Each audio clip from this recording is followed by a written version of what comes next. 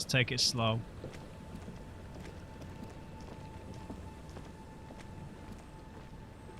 Who's here? Harry, we're here because we're worried. Look what the tide brought in. Says the man without sunglasses. Suddenly, his expression changes and he tilts his head. Harry, you're bleeding all over the place. You're half dead. This is the man with sunglasses from the Whirling in Rags. But where are his sunglasses? He's our former partner, dude. I mean, surely you could have trusted us to put 2 and 2 together with that. No one else seems bothered by the bleeding, Jean. Bothered by it? Harry, you look like you need a fucking organ transplant. Fuck it. Let's not get into that.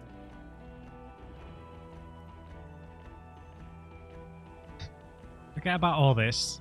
Now let's not bring that up either. You're the guy with the glasses and the wig. That's right. And you're bleeding. Who are you people? Hello, I'm Trent Heidelstein. I believe we've met on several occasions. Huh. I'm your goddamn partner, Jean Vicomar. And this is your special task force. Or what's left of it.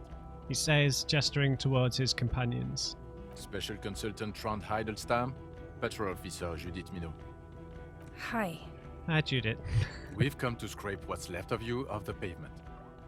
Lieutenant Kim Kisuragi, Prison 57. We've just come from the island, where our investigation led us. We might need your help with something later. He adds, suddenly regaining his confidence. As if he recalled that he's in fact a decorated police lieutenant and not a naughty boy.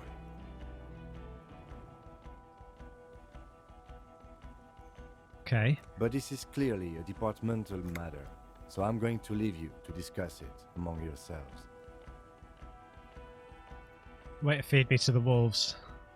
No, Kim. You've got to have my back. Let's destroy them. Alright, Kimmy. Thank you.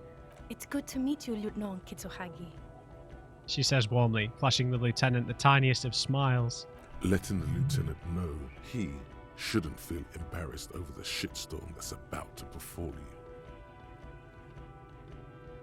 Alright, let's bring it up. Why not? Forget about all this. There's a giant insect. We're not forgetting about anything. Look at you. He points at you with both hands. Alright, what's this about? Ari, we want to help you. Trent, I believe this is where you come in? This is the horse-faced woman. I don't know why you named her that, but it was beyond idiotic. You should never address her using those words again. Deal. I don't quite know what I'm doing here. I was asked to participate as an expert. I think I need to manage your expectations a little. I'm at best an enthusiast in cognitive science. Okay. My background is in something else entirely.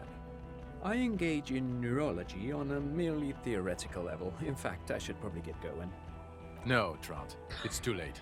You're part of this shit now. What have you got to say for yourself, shit kid? What does he have to say for himself? He left you to catch the bullets.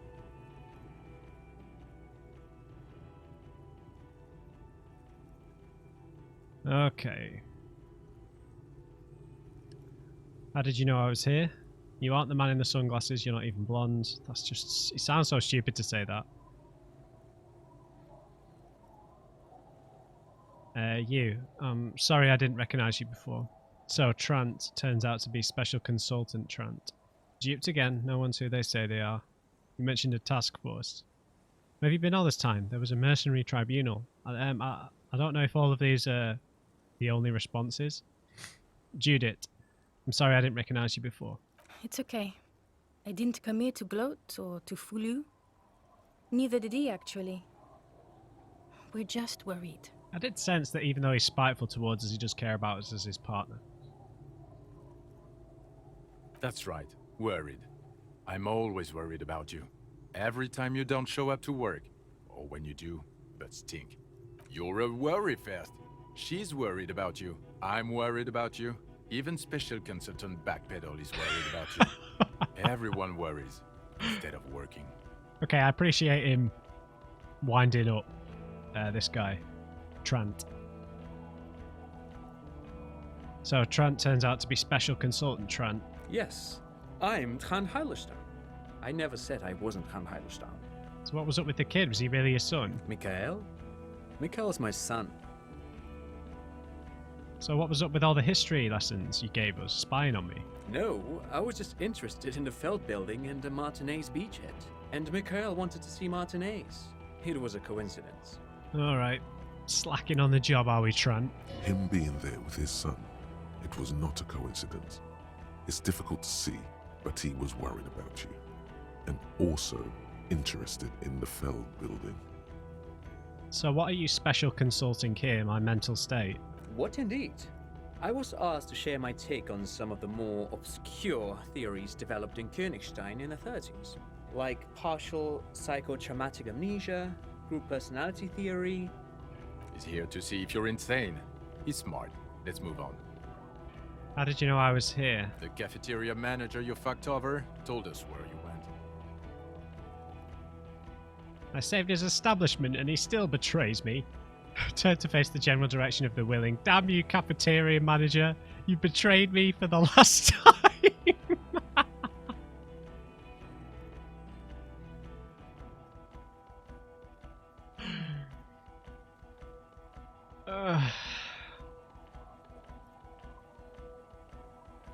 I saved his establishment and he still betrays me. Strange. He didn't mention that. In fact, the establishment didn't look saved at all. There was a giant aerograffito in front of the building. It was on fire. It was this one junior delinquent. Yeah, it was me. Poetic gesture. I knew it. Didn't I tell you, Trant? I told you it was our shit kid. The line is from Lou Giatun's Mirova 82, isn't it? About girl-child communism, the titular returning character to ghost the apparition of... Good choice, Harry. He looks around and, noticing the impatience of his companions, stops himself. Don't encourage him, Trant. Good on you, Trant. Okay. A task force? Yeah. Major Crimes Unit. Under Lieutenant Dubois and Vicomar. Ring any bells? Who else is in this unit? Refresh your memory? It's a goddamn Major Crimes Unit. There's you, me, Jude, Trant fucking Heidelstam, and Guillaume Bevy. He stares at us. I'm technically just a civilian advisor. Captain Backpedal, alright. Fuck you. You're part of this shit show. Who's Guillaume? Oh, that's an interesting story, actually. Guillaume Bevy is a police reporter who joined our team. He was really good. Then he left, because he lost faith in your ability to lead the unit. You enjoyed saying that, didn't you, Jean? Other people have left too. Good, smart people. People we won't get back. Only me and this really patient patrol officer are still here. And Trant, because I'm forcing him to stay. So the unit does what? Do? It's a Major Crimes Unit. We clear the desk of cases so Precinct 41 doesn't look like the worst station in town. We're shit tier now, Harry. Because of you. They're your posse, or what remains of it. Hand-picked, hand-lost. Fair enough. The 41st isn't... He trails off, not wishing to finish the sentence. Okay. Where have you been all this time? There was a mercenary tribunal. We could have used your help. God damn it, Harry. He shifts his weight, crosses his arms, and looks you in the eye. You told us to fuck off. You said we are cramping your style. You're detective god. Fuck everything. All will burn. Detect or die. Wait, so you let me face a squad of trained killers alone, just to teach me a lesson? All will burn, Satellite Officer Vigmar. Make no mistake about it. Why didn't you detect or die then? Why would you leave a literal police god? I said all those things, I'm not like that anymore. Yeah, so you left me to face them alone? It wasn't like that. Fuck you, Harry. We didn't know there was gonna be a tribunal, did we? So... why didn't you detect or die then? Oh, you think it was cool? You saying that? Aesthetic somehow? You were crying when we got here. Breaking things. You said we were going into the abyss. None of us wanted to see the abyss, so we fucked off. like you told us to.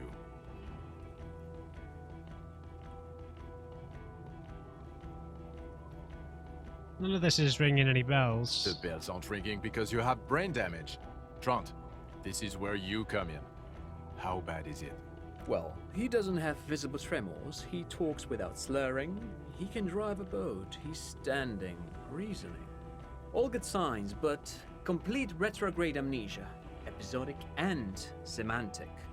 As displayed in the station call, our interactions with him, and I don't want to be a snitch, but also mine with him before when Harry did not seem to know who I was. It's all very interesting.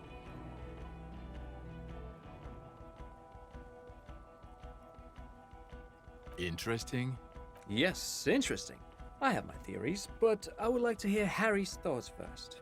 Harry, what do you think happened to you? Neurologically, psychologically, and why not socioeconomically?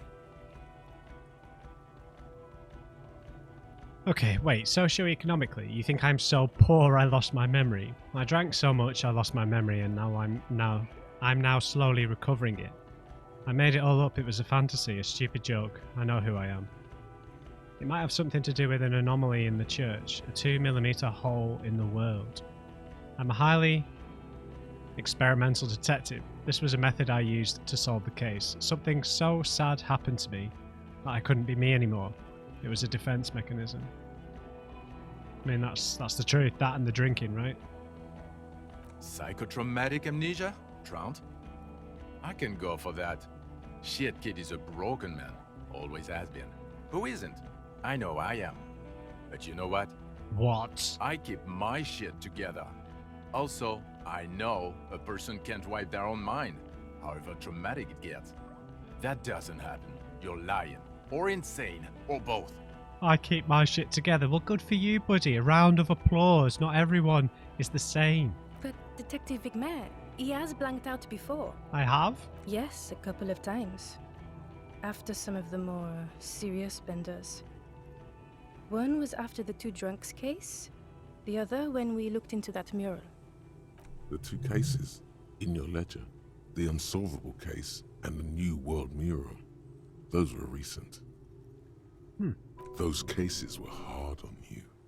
Interesting. So at first he dipped his toes into it, prepared. That's where he would have gotten the idea, yes. Practice. And then he used alcohol to get there, so to speak. What do you mean? Well, here's my theory. What if this is an absolutely normal reaction to the world we're living in? What if this is not a significant anomaly at all? Something to be explained, approached as a defect? Look at the sensory input here. He gestures towards the scenery. Look at the ruins, the neon. Listen to the radio, the multitudes, the people. Live here for 40 years. As a police detective, he's like a magnetic reader on the world tape, to borrow a known metaphor. Harry's been pushed flat against it. Total input.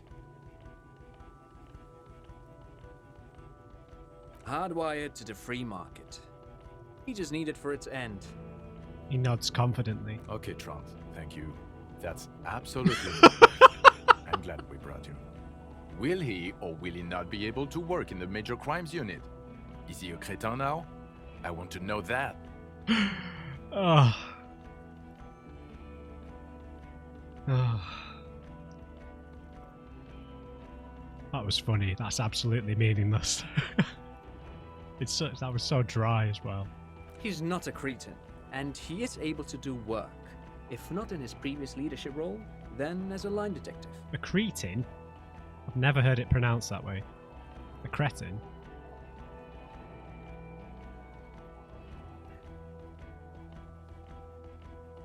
I'm ready to lead again. Line detective's good for now. He's wrong. I'm too far gone for work. Fuck all of you. I don't want to be in your unit. Yeah, let's do it. I'm ready to lead. No one even mentioned that. Oh. I misphrased my question. It should have been, is he able to put his clothes on and use the potty? Or do we need to get him on the disability pension? What now, Jean? Now, nothing. Now we're just going to stand here. Alright then. Yeah. Just stand there It's cool. Really? No, now we discuss that.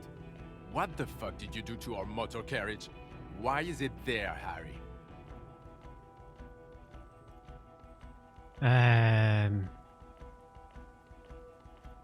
Hold on, in the ocean? It was stolen by Jacob Irv. It wasn't me, it was stolen by traffic hooligans. I drove it into the ocean when I was drunk. Thought the killer would be underwater, he wasn't. The time has come, Tequila Sunset. The time had come, Tequila Sunset. I don't know what it's doing there. The time had come, Tequila Sunset. Ha ha ha. Ho ho ho. Tequila sunset. Not sunrise because you're almost dead. So funny, Harry. Thank you for fucking me. Thank you for destroying 45,000 real of police property that's coming out of my payslip. You know that, right? You're gonna get fired.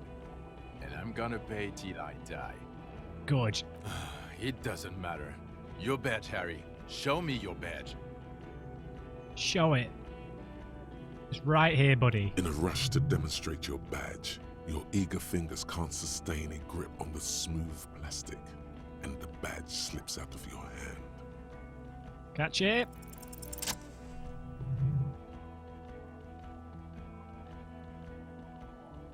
Not today, badge.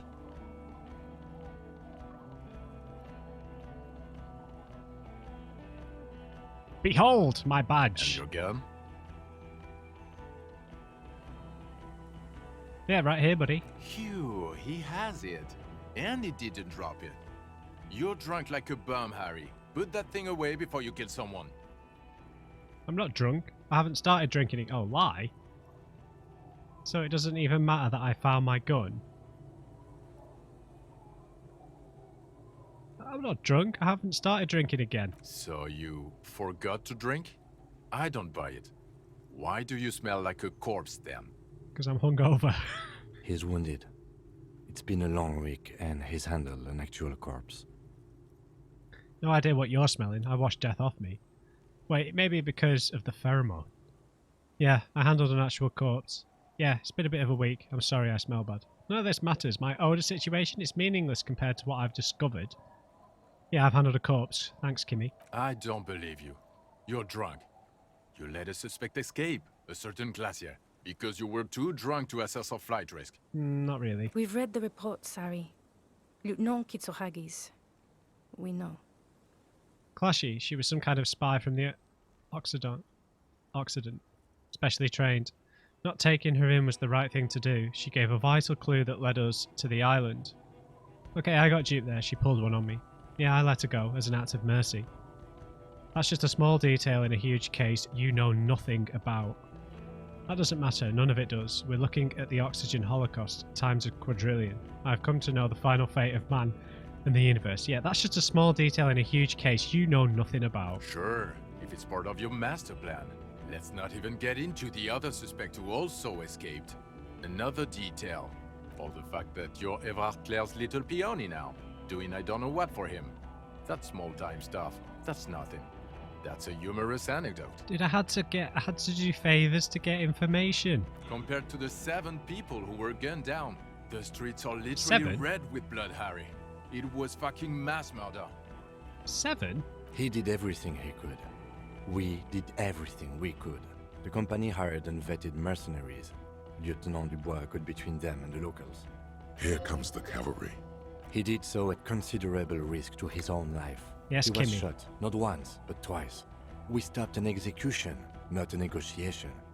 The loss of life was minimal compared to what it could have been. Yeah, what he said. I also solved the case. It solved all of it. Yeah, it was a massacre. We got wiped. Where the hell were you? The firefight is a trivial matter compared to the greatest discovery of this century. I also solved the case. It solved all of it. Detective, it's better if I do that. He says in a lowered voice. Thank you for the input, Lieutenant Kitsuragi. I didn't mean to suggest you didn't handle the situation. He brushes a stray strand of hair out of his eye and He coughs. thinks of apologizing, but decides against it. You spent the week with him on this case. What is your take? Well, Kimmy, what have you got to say? On the case? On Lieutenant Geoffrey Dubois. I wonder what influences this, just whether he trusts us or not, I don't know. Well, The drinking, the lost gun, also losing his badge, that's all true. And he's been drinking on the job. Then there's the self-flagellation issue. He likes to apologize. Oh no! Profusely, making it sound like he's guilty of at least first-degree murder. It's not a good communication strategy for an officer. Okay, that means I'm a sorry cop. It's odd, especially in light of his political views. Detective Dubois is, as you may know, a hustler. He grinds. He makes the real. He's a visionary and a money engineer, which is just... He shakes his head. Other still, he is also a full-blown fascist. An ultra-nationalist, woman-hater, and more than a little racist. What? Which, I guess, goes well with the grind. I do not know, but he is vocal about both beliefs.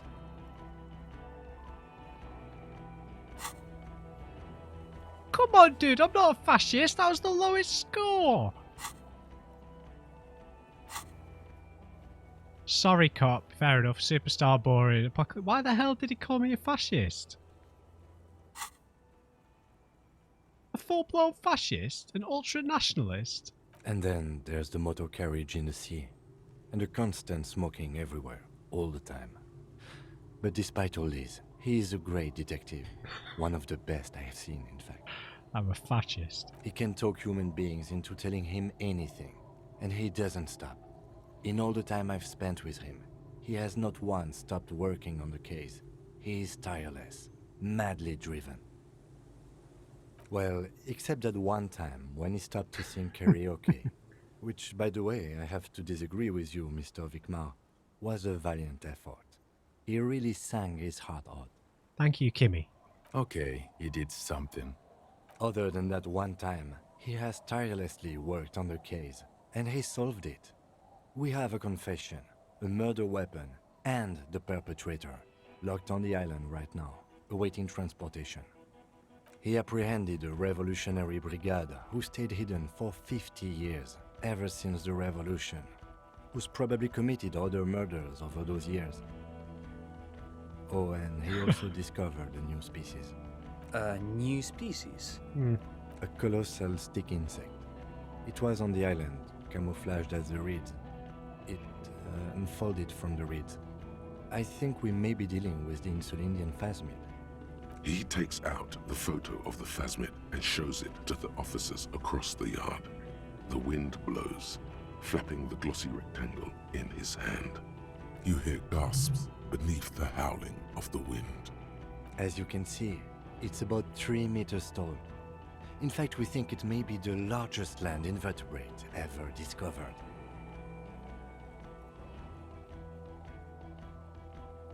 Hosiana. Boom shakalaka, motherfucker. So as you can see, I'm a pretty okay detective and an absolutely visionary entrepreneur. I think we should just let Kimmy do the talking here. Fucking hell is that? Is this somehow connected to the case? The man cranes his neck, still looking at the photo. Detective?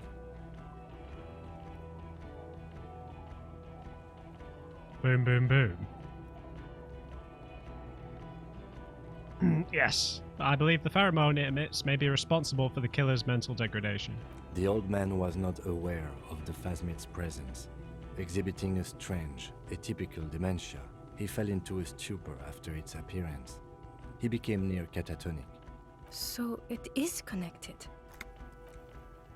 Jean? I must say, this is absolutely extraordinary. I don't even have words for it. Thank you, Trant. Yes, it really does make it hard to fight out the drunk. His tired eyes follow the photo as the lieutenant puts it away. This is a very, very sad man who has just seen something that's made him forget his sadness. Now you make your case. Now is the time. Now or never. Make our case. Also, the phasmid was female, the reeds are its nest. The killer, Miljanovich Dross, we have a strong motive for him. The previous head of the Debardeurs Union was assassinated by our killer, and I also fixed the strike situation. There was also a dead man on the boardwalk, a missing person I found. I also looked into the mystery of the doomed commercial area, and I confiscated drugs from Kuno's dad. So what do you say? Want to take this hot shit back? The phasmid was female. Female? What makes you think so? You had to see it. It had the subdued colors of a female, and the nesting behavior too, I think. Incredible. Were there eggs in the nest? Not as far as I could see. There were other things there, though. It had gathered items in its nest, a helmet, a scope, a passport. Actually, you know, this would indicate it was a male. This is far from anything in my field, but I think such nests are called bowers. They are for attracting mates. I still think it was female. Of course, as I said, I'm only guessing. I didn't see it. It must be robust if it can move a whole helmet with its limbs. It could maybe roll it, like a dung beetle. I think it reproduces by parthenogenesis. As in cloning itself? What makes you think so? It told me. Mm-hmm. Then it wouldn't matter if it's male or female. The bower would just be rudimentary behavior from before the parthenogenetic mutation. Very interesting. Such organisms are extremely vulnerable to disease. A single strain of bacteria could wipe out the whole species. Oh no! We're probably looking at conservation efforts here. Bacteria, we touched it. Oh. Kill Faz, maybe.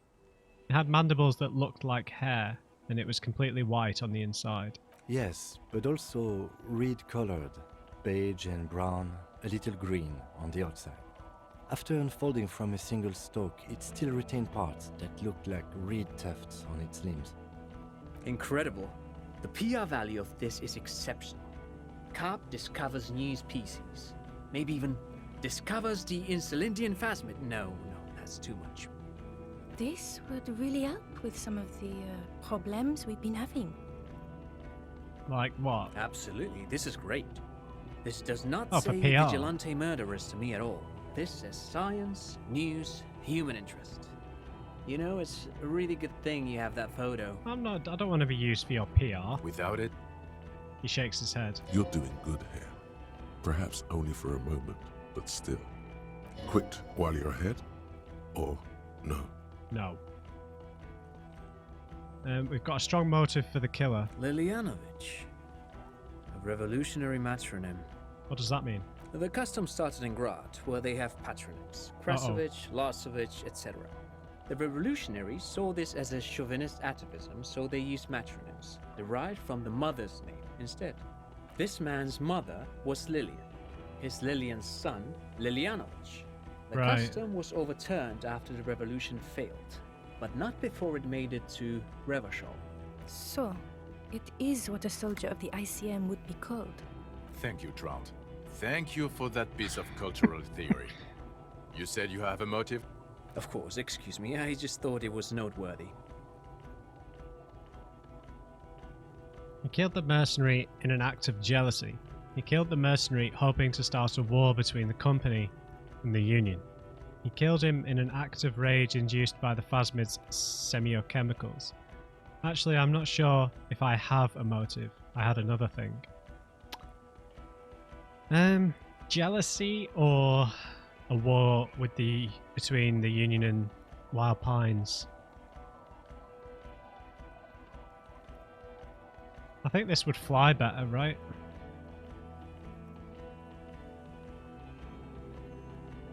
I don't think it was necessarily jealousy. He'd grown to resent Clashy quite a bit, but...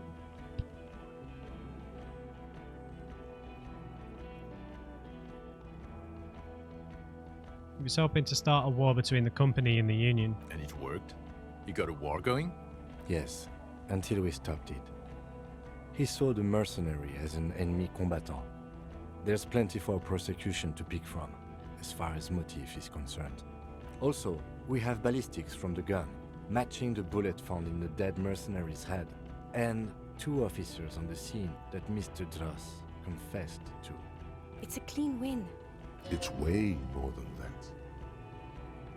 It's more than that. A perfect folding mechanism, like the phasmid. It's way more than that. It'll win me Dora back. It's my masterpiece. They'll teach this in cop school. I did all I could. Every second was a struggle. I'm still not completely satisfied with it. It could be just a little neater. I did all I could. Every second was a struggle. I've never doubted you can pull yourself together and work. In bouts. Bouts don't last. I can still smell the booze on the wind. God damn it. It is bad. Even you can smell it. Chin up. Keep focusing on the positives here. I shall. The previous head of the Debardeurs Union was assassinated by him too. This is a conversation for when we are no longer out in the open. In Martinez, where Evrard and Edgar Clare Yes. have ears everywhere. That's a good point. The lieutenant lowers his voice just a little. And eyes, too. Your return from the island Yeah. must not have gone unnoticed. Understood, of course. But a case against Everard would be big. I would prefer not to partake in anything union-related, for political neutrality. The consultant too has lowered his voice. I fixed the strike situation. How? It seems to be ongoing. I see red banners on the gates. Yeah, but we communicated with Joyce Messier. He didn't quite solve it. He cross-pollinated information between the company rep and Evrard, until the rep came to see that the Union desires war. At which point Mrs. Messier decided to... He shrugs. What? And Claire de Terminal?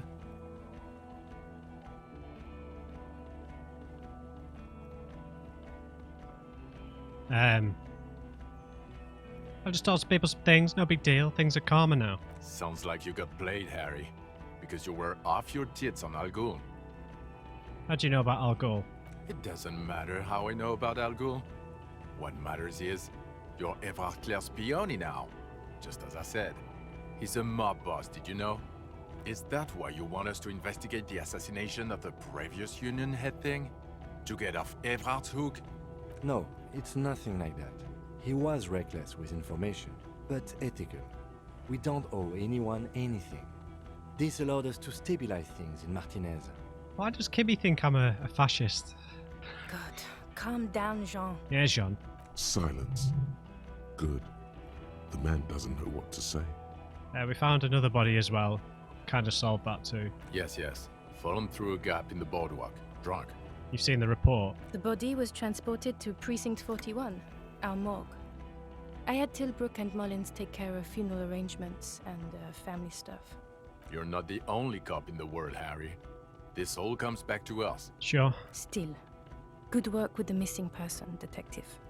It's still a point for you. No denying it. I looked into the doomed commercial area. I don't know what a doomed commercial area is. Rue de Sanguis Lane 10, a commercial building where all businesses go bankrupt. I looked into it. Why? That's not what you were supposed to do here. There was a fridge we needed and a possible witness. He was just chasing a lead and ended up advising a local shopkeeper. It was okay. Of course. Call it community outreach, right? Yes, Judith. Dodged the bullet there. For a moment, it seemed like you were just wasting time. And we confiscated some drugs as well. Who's Kuno? You don't want to know. You really don't. You're right, Lieutenant. I don't. You snorted the drugs. I know you did. It's all right. I mean, at this point, anything is but the drink. So what do you say? Want to take me back? I don't want to, but you discovered a new species and solved the murder. He shrugs. So I have to. Jude? Honestly, anything that ends this trial is okay with me. A quick nod. But he's been drinking, she thinks. This is exactly how he gets out of this every time. It's bad for him, but... Agreed. The public relations potential of this is too valuable to let go. Fair enough. Okay. We have vehicles in the square, and the perpetrator needs to be taken into custody. Let's go. Now you will finally get to know who you are. Wait. I have a few questions before we go about who I am. The man looks westward, impatiently, Come on, Jean. For old time's sake, buddy. jingling his car keys in his pocket. Who am I exactly? Who are you? You're a gym teacher, Harry. Well, dude, come on. Well, obviously you're not a gym teacher anymore, but... Before? Before you were a cop, you were a gym teacher in Coron. It's getting really cold outside. Should we maybe... An entrepreneur gym teacher? No. A regular one. No way. You haven't told us about that. You just told us about being a gym teacher. Fine. It doesn't explain much to me, at least. Harry, it explains everything. The running around, the jumping, the bicep growth, your inexplicable facial hair. The collection of FAL-led sportswear I've gathered. The fact that you don't seem to know what homosexuality is. What? And this guy, too. What do you mean I don't know what What are you on about? God, even this javelin throwing freak. Oh, from Gendarme. Yeah. When was this? In your 20s or late 20s. You've really let yourself go since then. He looks you over. Coron, I was a gym teacher there. Yes, you taught gym in Coron. I believe that's the term. Taught gym at a high school. You were a high school gym teacher. The smell of sweat and glue. The worn floorboards. High school. Harry, your goings-on with Kuno, Andre, Acel, the whole thing on the ice. That's why you are so juvie. His smirk suggests barely contained laughter. Why did I join the RCM then? The regular. You found some chick. She inspired you to fight the big fight. Be more than you are. All that. You, every morning, walking from Voyager Road to teach gym. She, leaving for the academy with her spring coat on. The air filled with the smell of smoke and raspberries and incredible hope. An ocean full of hope. Inland Empire's had some great little monologues. I see. I knew it. I knew no normal human being can run like that. He's an honest-to-God gym teacher. Why am I like this? It's not a mystery. Some chick fucked you over. Also, you were drunk. Let's not suggest a name. Who? Dora something. Dora Ingelund? Yeah, you mentioned her name. Not Dora Dubois. So we weren't even married. No one is married anymore. This is Revachol. How long ago was it? God, I don't know. 6 years ago? She was way before my time. 6 years. 6 years and you haven't gotten over it. What the hell is wrong with you? I don't think it's that much. Yeah, you're not doing too good there. It's an old man thing, I think. 2 old years equals 1 normal year. That and Dora Ingelund really tore you a new one. A big one. Yeah. Who was she? Incredibly bangable. What does she do? She was incredibly fuckable. A beautiful bourgeois woman. Wayfish. Like a whalekin, basically. Heartbreak Welkin. I've only seen a picture. But it's obvious you formed a real spiritual connection with how pretty she was. One you never recuperated from. Oh, can Judith tell me this instead of you? Look, the sun is going down. It's time to go home. I think she taught in the Académie des Arts, east of the river. Way east. Hard to say which came first. The middle-class chick or the drink. Egg and the chicken kind of thing. Judith doesn't like her being mentioned, interestingly. My point is, you need to see a psychiatrist about this shit. Not a psychologist. Several degrees harder. Is there something harder than a psychiatrist? A forensic psychiatrist? Good talk to that. No, the next step is drug dealer, mate. Am I a dirty cop? No. The suspect seemed to think I was. You're too unstable to work for my boss. You're suicidal, Harry. No mob boss would take you. Okay, so she was lying. I assure you, I wouldn't consult for a corrupt unit. I told you it's not that bad. Okay. What kind of station is 41? Us? We're the bloody murder station. Haven't you heard? We're the bad guys. No Right. one likes us. That's not true. Jamrock is too big for one precinct. You are just understaffed. And everyone respects the 41st. You have Captain Price. Price? Thank you, Lieutenant. You're being kind. It is an understaffed station and the district is too big, which is why we need to... He tilts his head northward. Stop being such a brown nose, Kimmy. Get back to it. We left Torsen and McLean to run the Sea Wing. It's not good. Who are they? Mac the Torso Torsen and Chester McLean. They're not fit to run a wing. Believe me. Yeah. Things are shaky as it is. The bald guy and the ginger guy. C-Wing? God. There are 4 wings, Harry. A, B, C, and D. We're in C. It's made of losers and clock punchers. You and I reconceptualized it as a task force. It was a mistake. There's also a lot of outside help involved, not only me. Other losers too. He's anything but a loser, although he would like to be seen as one. It's cooler that way. Who's Price? Ptolemy Price? He's the son of the old Price, one of the founders of the All right. RCM. He's one of the most highly regarded men in the Force. You're lucky. Somewhere under the curved roof of a former silk factory, shaped like a ladybird with 2 chimneys, Police Captain Ptolemy Price sits behind a heavy wooden desk. Resident medic Nix Gottlieb pours him coffee. It's silent in the captain's office.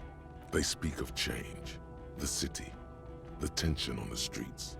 They speak of the events of April and the blood on the streets in May. Okay, he's in charge. Did we recently shoot up a church by any chance? So he remembers that. Wow. Yes, there may have been a raid on some churches. It wasn't good press. Shooting up churches never is. I was out of town, to be clear. What happened? Our enemies were hiding in a church, to the best of our information. That's it. I'm not talking about this anymore. Your security clearance is shit tier right now. You have to wait for it to go up. Alright. He means it. The RCM and its enemies will not be discussed on this coast. Your clearance will not go up while you're within earshot of the Union headquarters. So I work in the bloody murder station. Okay, it's not the bloody murder station. It's an old converted silk mill with green desk lamps and coffee corner. A lot of good people work there, hard, every day. Sure. Jamrock is the largest ghetto in Revachol. Faubourg, technically, but it's divided into 11 districts. Jamrock only has us. The press will blow over. Jamrock is lucky to have you, and it's often considered to be the greatest of the districts. You're lucky to have it. Thank you again, Lieutenant. Such a brown nose, Kimmy. I need to tell Lena about the phasmid. Who is Lena? A cryptozoologist. She lives in Jamrock, on Tabernacle Road. She told me about it. Tabernacle? It's on the way over. Near where you live on Perdition. She looks at Vikmar. Fine, if we're gonna drop you off anyway. She and her husband were conducting the search for the phasmid. It's their discovery, in part. Certainly is. They should know as soon as possible. It would do you good to deliver some positive news for a change. She is going to be over the moon. Yeah. Kimmy, my friend, what are you going to do now? Well, first I will go back to my station and write the most detailed report anyone has ever seen. It will have to be good to cover all these. Then I will have a serious talk with my captain. About a promotion? Detective, we just stopped a small-scale war. Something is happening to Revachol. He pulls up his collar and looks around, the cold spring light reflected in the lenses of his glasses. I don't know what yet, but it's going to be a hard spring for the RCM.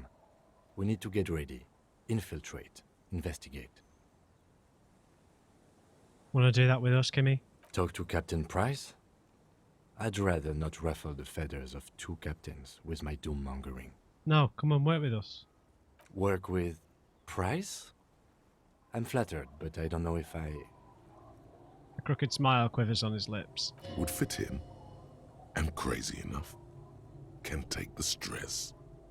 He doesn't know how to finish the sentence. Flattered? You're Lieutenant Kitsuragi. We would be flattered if you even considered. I would have to tie things up in GRIH first. But, I mean, whatever is coming, Jamrock will be more central to it than the harbor. The lieutenant turns very serious all of a sudden. And we also have a huge caseload, Lieutenant. Piles that we need to get back to. Mountains, even. She says with a smile. I do like the sound of that. He returns her smile. Back off, Kimmy. Alright. I'm ready. Good. She looks at you, then to Vikmar. Fuck it, let's go. Tron brought his motor carriage. It's a 20-minute drive to Jamrock. Dude, we've got to get the perp. You close your eyes and hear the dogs bark. A lone woman sits by a factory window, dreaming of meteorite strikes. On Rue de Saint-Jérôme, a square bullet slides into a square-shaped chamber. In Old South, a man without eyelids smiles. Spring has come. It's time. Torsen? Yes. McLean? Yes. Heidelstein? No. Vicmer? Yes. Dubois? Of course. Really? Nick Gottlieb looks up from the list. I hear he's quite unstable. You say that like it's a bad thing. Captain Ptolemy Price points his pen at the doctor. It's dim in his office, and the curtains are drawn. Harry's our man. He'll pull through, and when he does, he'll side with Revachol. Understood. Gottlieb returns to the list. Minnow? Of course. Wonderful. Then can we please just go back to Jamrock now? Sure.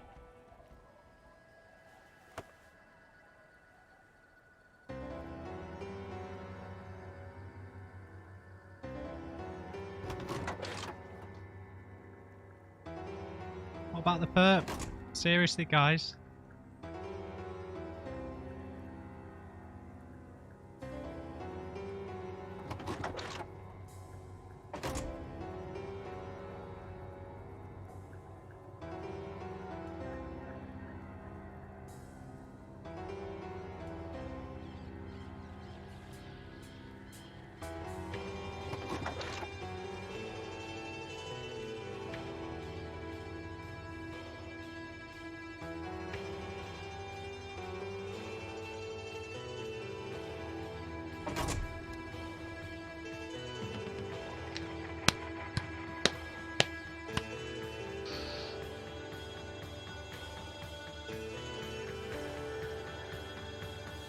All right, guys. I'll let the credits roll, and I'll join you at the end, unless there's some sort of post credits.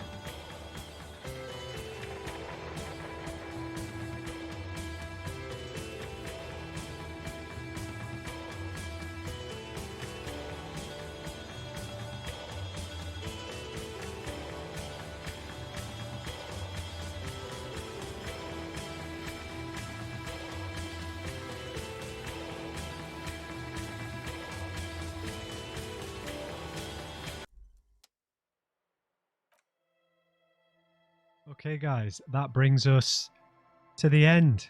I'm somewhat sad to say. So you probably guessed, but you know, I've had an absolutely fantastic time here with Disco Elysium. Thank you all for coming on this journey with me. It's been a really special experience, I must say. I'm really going to miss loading this up every day, journeying into Martinez, into Revachol, and hearing and seeing and listening to the stories and the characters and the journeys that we've been through this game with, and with Harry, with Kimmy, and all the rest of them. Thank you to everyone who's come along on the journey with me. I've really enjoyed this experience. As a let's play experience where I get to chat with everyone, and everyone's likes to have a nice proper discussions and points things out about the philosophy and the politics and everything, but in a really wholesome way.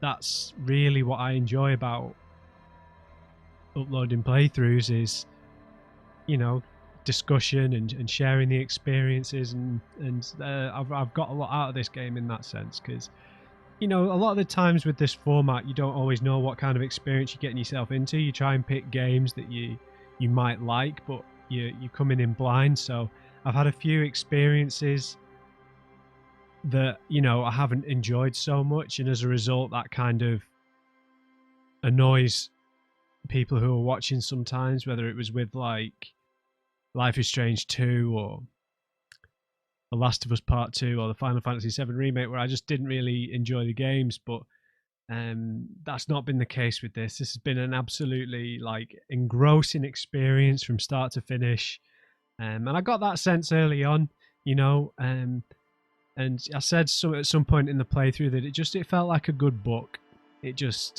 We have such a knowledge. The world felt so much bigger than what we actually experienced, right? There was so much beyond the walls of the small part of Revachol that we were in, that we felt like we had an understanding of, but we never actually got to go there. And that's a real special quality, right? To make a world seem so big and alive and populated without actually showing it to you. And that's what makes it feel like such a well-written, deep narrative experience. So this is the day after finishing the game. I wanted to try and make some notes, but I think I'm just going to try and ad-lib a bit with a little bit of structure, because I think what makes the game so great is just mostly just the writing in the RPG system. I don't think you have to look at a lot of the video gamey stuff around it. It's quite simple in what it does well, outside of the kind of really complex dialogue system. Do you know what I mean? It's got a world with history, with a deep history, and it's got a world with a future, right? There are people who are planning for the future, who want things for the future, who have ideas for the future,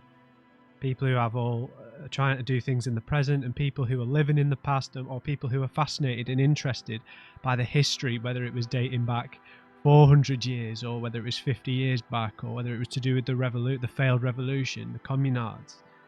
There was such a deep history to the world. That was really one of the things. That's one of the things I enjoy a lot, actually, in games. It's one of the things that I really love about The Witcher 3. I always end up thinking about The Witcher 3, but I mean, part of that is because it has a set of novels that I knew a lot about. But it's the same sort of thing. You feel the history, and you hear people talk and revel in the history as well. Whether it's people who have struggled and have come through the war on the wrong side of the war, and you just get that real tangible sense of the world itself. And that's honestly one of the biggest compliments I can pay it, and one of the things that I enjoyed the most. And each character felt pretty real, right? Some characters were more comedic, bit more caricatured, but all of them had their own agendas, their own opinions, their own perspectives, their own personalities, their own idiosyncrasies, and that's why all the interactions never got stale, right? When you're in any kind of open world or RPG, you don't want to feel like you just jump in between quest marker. They're people, but they're really just quest givers, and that's not what this game felt like, right? Everyone had their own little story, their own history within Martinez, and whether it was Gart when he's one of the first characters we meet, trying to be an upstanding businessman, a bit prickly, didn't feel like he fits in with the kind of working class in Martinez, or whether it was Kim, who was very professional, very very upstanding in his job, but also had real soul to him. We learned about lots of little things about so many characters, about their hobbies, how with Kim and his motor carriage, and about his family history, about where he comes from, about where his parents had come from, and we learned about.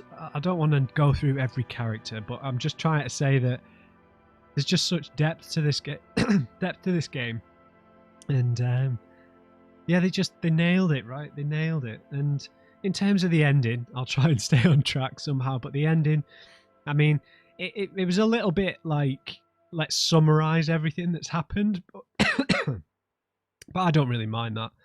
I wish Kimmy hadn't called me a fascist and a racist, but I must have pursued some dialogue tree at some point that made it look that way. I don't mind.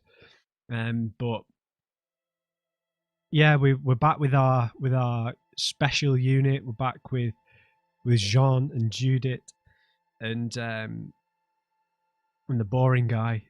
What was his name? Oh, how have I just forgotten his name? Something ants. It'll come back to me anyway. But the psychologist, or the wannabe psychologist from the billboard with his son, and yeah, I felt like we got some note of redemption. Like, I don't know if my play style felt a bit too, I don't know. I wasn't trying to play any particular way, guys. I was just trying to solve the case. I was just trying to have fun my own way. And I guess that resulted in being a bit more of a straight detective style, maybe. But I feel like we had a lot of fun along the way. I regret not pursuing the church stuff, but that's how I felt at the time. But I didn't want Harry to feel completely hopeless, like he'd given up on life. I wanted us to try and kind of pursue redemption a little bit, I guess. If I was thinking about how I wanted to play, I didn't want us to get completely lost in the sorrow of Dora, right? And just give up on being a detective. I felt like the case might result in redemption for Harry, and it seemed like it's kind of led him down that path, or at least mended some fences within the precinct, I suppose. And the whole interaction with the Phasmid, it was obviously our voice because it was an Inland Empire interaction, but maybe that gave us some sort of catharsis, because the Phasmid said, that woman really was what did she say? That really was hell. She was from hell, or something like that, or she gave us hell, and we need to leave her behind. So maybe that was some sort of closure with Dora. But yeah, the game tackles politics in. It does feel very cynical, in a good way most of the time. Like every kind of every political stance is kind of criticized to the point of what's the word? To the point of it being ridiculous, right? Every point of view, whether it was a fascist point of view, an ultra-liberal, a moralist, a communist point of view, whenever you kind of pursued those modes of thought, someone would kind of refute them And it was really nice to have that kind of really elastic style of conversations where things were always bouncing back and forth and ideas were challenged. And and it could challenge your own notions of what you think in politics, and that's really a special quality to have in a game. And it didn't just do that through drawn out conversations. That was what we saw within the circumstances, right? We saw the workers rising up, but they were doing it with a kind of, grotesque leader who didn't really embody the working class struggle, but it's maybe like a necessary evil for them to get what they want. But have they replaced one evil, Wild Pines, with another evil in the Everard brothers? And I found, I have to admit, I found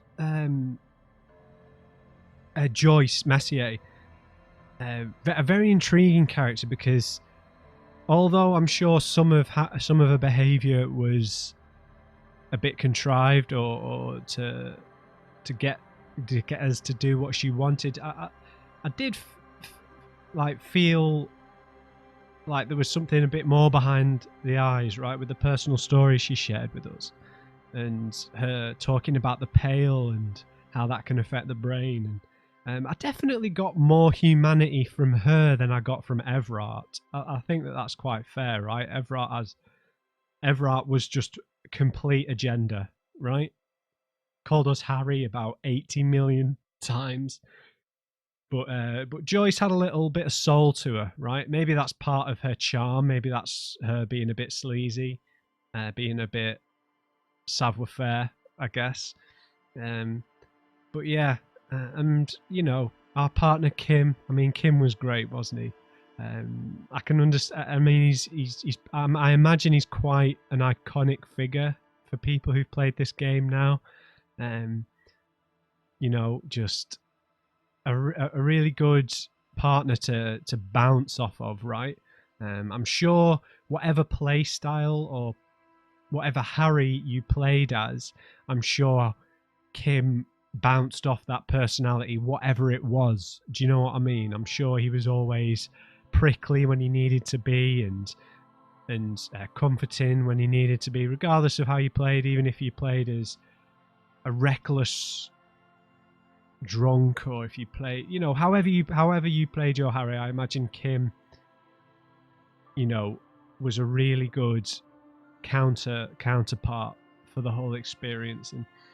And yeah, it was dripping with personality, right? Everyone had their own little backstories, had their own emotional part to play in the journey, right? And that's what I always enjoy so much, is just, that's why I think I wanted to put all my points into empathy, because I like hearing everyone's story, even all the sad stories we heard. And in a world like this, there are a lot of sad stories, right?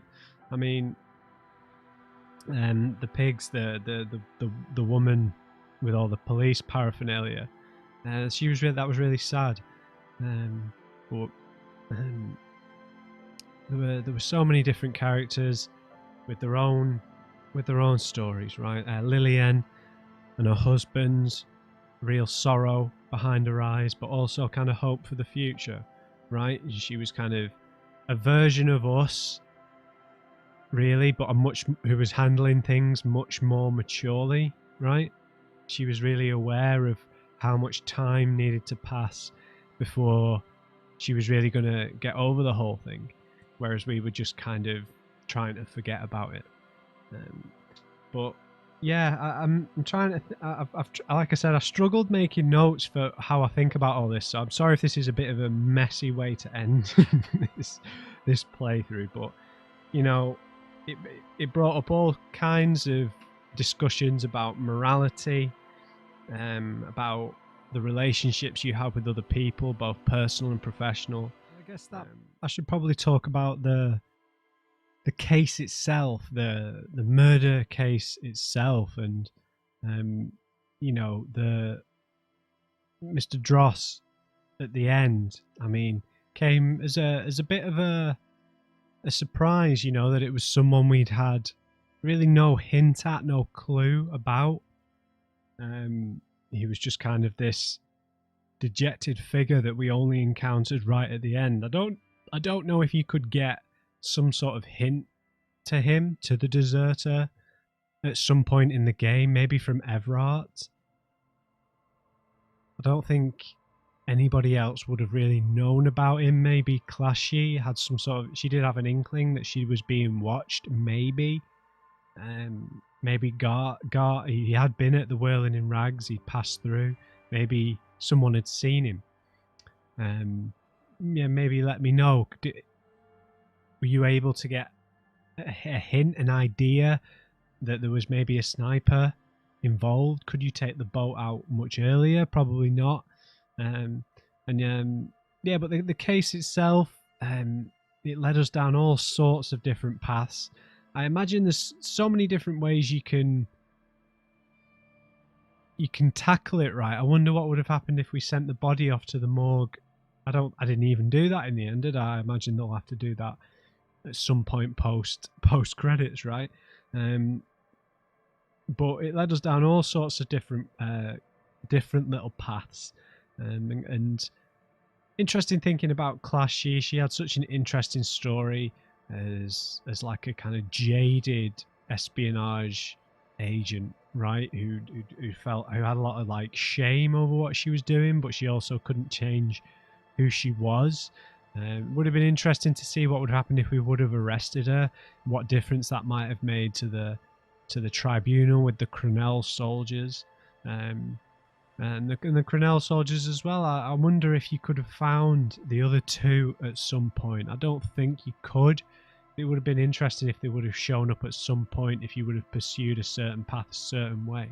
Maybe if you show unwavering support for Wild Pines and don't show any support to Everart, maybe they show up at some point and maybe they confide in you. The Hardy Boys as well actually became a bit of a sympathetic figure before the tribunal, not just after the shooting.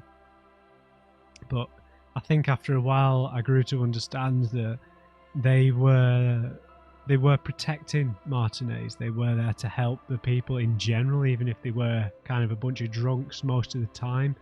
They were the police there.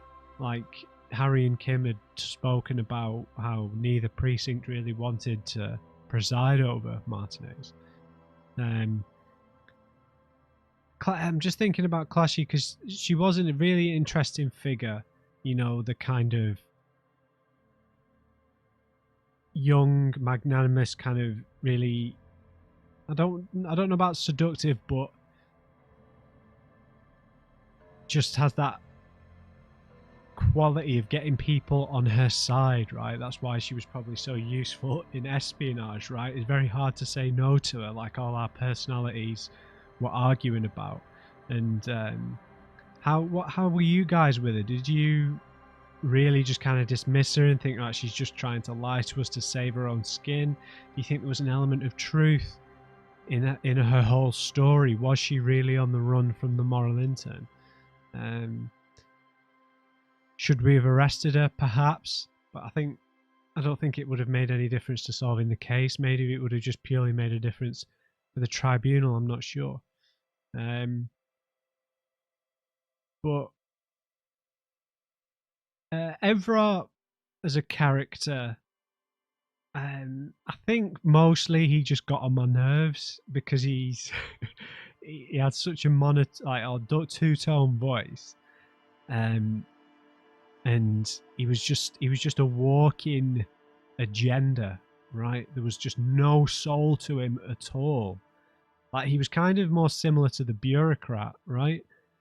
He just had a Cockney accent. It was just, they were kind of really they were really paralleled for me, him and the bureaucrat, because they had really little personality to them. They were just kind of driven by their ideals and their objective, right? So that's what, and same with Measurehead, and it's kind of the same with the Deserter. They were just so one note that it was very frustrating talking to them because they had very little feeling to the way they spoke. Of course, I shouldn't forget to talk about the Pale, this mysterious fog, this cloud, this place that kind of changed the whole image of the world when we heard about it, or when I heard about it at least.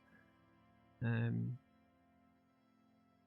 think I remember saying, I don't want to say my mind's been blown, but it really was mind blowing hearing about it, and how this kind of town we were in felt so grounded, all of a sudden became so otherworldly and became more fantasy in a good way. And the Pale might turn out to be something incredibly understandable, right? Like, it might be just that the people in the world don't understand it yet. They've learned how to navigate through it, but it's having this effect on them. And it's this mysterious thing. Almost like, I don't know how to describe it, but it was just that feeling of not knowing everything about the world is such an amazing feeling, right? Kind of similar to the Phasmid, right? Where I guess that's what Morel and Lena were, that feeling that they were chasing with the Phasmid, that feeling of discovery of the unknown. And that's kind of what that conversation with Joyce about the Pale felt like. And the Pale driver, who's, you know, speaking about someone else's memories, her experience in someone else's memories, the boyadero. And it, yeah, just so much going on beyond the borders of what we were experiencing. But that whole conversation about the Pale, I kind of wish Kim would have been there for that. I kind of regret speaking to Joyce without Kim for that. But it just added this kind of almost alien feeling to the world, right? And that's kind of one of the reasons I felt like maybe we weren't in reality at a point. I felt like maybe that this place was a purgatory, somewhere that souls get sent. Turned out to be a bit more of a grounded story than that. No, it was. I don't mean that in any kind of negative way. I just mean we were in reality, in a reality. But it added all these questions in, right? And that mystery thing that was in the church. Maybe I'm hopefully going to reload a save that I've got that's maybe from day 2, so I'll have to replay quite a bit before I get to the church bit. But might do the old bonus episode when we can see, then I can see what's happened in the church. But the Pale, it was just it's difficult to kind of articulate how to think about the Pale, because it's a mystery to the characters who described it to us, right? It's like a dangerous mystery, like the deep dark ocean, except they have to travel through it. And yeah, just another kind of element of world building the game just really excelled at. In terms of just as an artistic experience, I mean, the sound design was great. I mean, the voice acting, I don't think anyone did a bad job, you know. Everyone, it's not like all the characters were over the top, like Kuno you'd say was a really over the top character. Not everyone was like that, were they? A lot of the characters were more subtle, like Joyce, like Cindy, like Kim, were much more, you know, realistic. And then you had some of the larger than life characters sprinkled throughout. It wasn't like the game was just all in your face. It was all the different characters fitted really well, and the music was quite subtle throughout, but it really fit the tone of the world. Some really iconic melodies throughout. I really enjoyed the sound design, and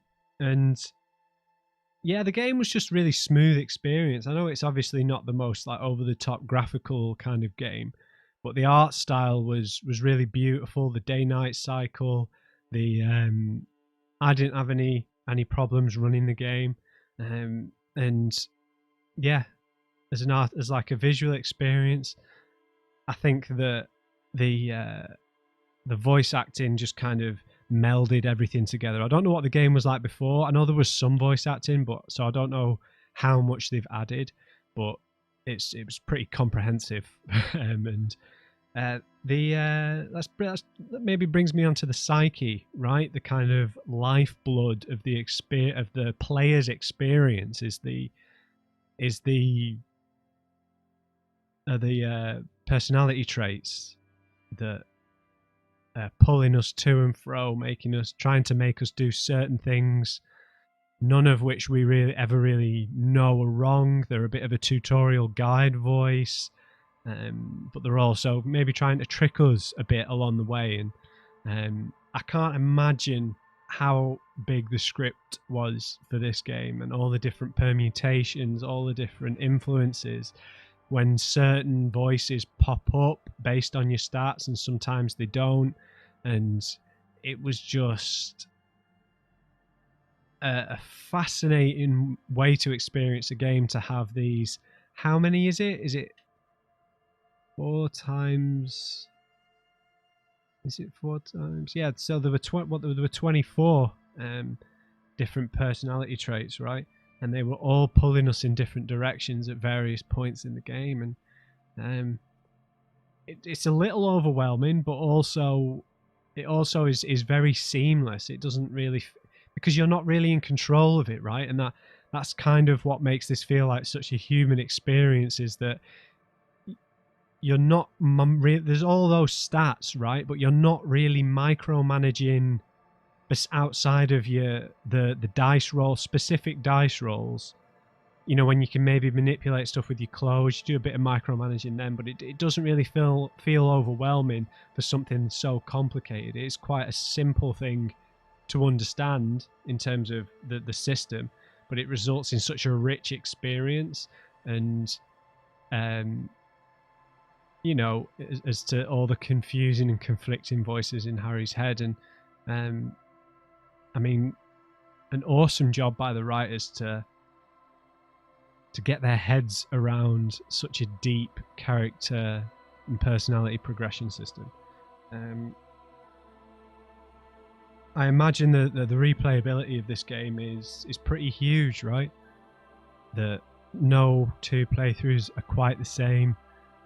The different mixes of personalities could result in all sorts of different outcomes, and I look forward to trying them myself in my spare time. And yeah, I've struggled a bit to summarize what I think, but safe to say, guys, that I've had an absolutely fantastic experience with Disco Elysium. This is one of the best games I've played through on the channel. Disco, Outer Wilds, you know, 2 of the best games that I've ever played, right? Recently, the games that I played recently, but they're 2 games that are 2 of the best games that I've ever played, and they're just, it's just such an engrossing experience. I can't think of anything quite like it. It was an experience that, like I said, that a lot of the things I love about The Witcher 3 in terms of a slower experience where you really get to talk to people, and obviously this is a bit more in depth in terms of the dialogue and everything, but that has small elements of that, and then elements of just good narrative and world building, just like reading a good book. And I don't really have anything bad to say about it. I mean, I think at one point I thought maybe the whole memory loss main character was a bit of a cliche, but it fits perfectly with the world, right? With the heavy drinking, trying to forget a painful memory or a painful experience. You know, it makes perfect sense, even though if it is a bit of a video game cliche, but it makes perfect sense within the story, and it's not something that's just there to introduce you to the world or the tutorial. It's kind of a consistent theme throughout, and everyone knows about it, right? So it fits, and it wasn't really a frustration at any point. It fit in pretty seamlessly. So it's been a fantastic experience, guys. Thanks for coming along on the journey with me. I don't want to start repeating myself, so I'll try and end this now. Let me know all your thoughts on the ending, and thanks for coming along on the journey with me. In terms of what I'll be playing next, I think I'm going to be playing Subnautica next. I think we're going to start that at the weekend at some point. But I'm definitely sad to be leaving Revachol. So I hope you've enjoyed this playthrough. Thank you for coming along with me. I hope you've enjoyed it. Let me know if you enjoyed the playthrough. Any games in this vein that you think I might enjoy. I'm always open to suggestions. And yeah, if you've enjoyed this video, enjoyed this series, please leave me a like on the video if you haven't already. Don't forget to subscribe and join Clan Drummond if you want to see more playthroughs of story-based games like this. And just remember, everybody, never trust an on-crate. Maybe I'll see you in Revachol.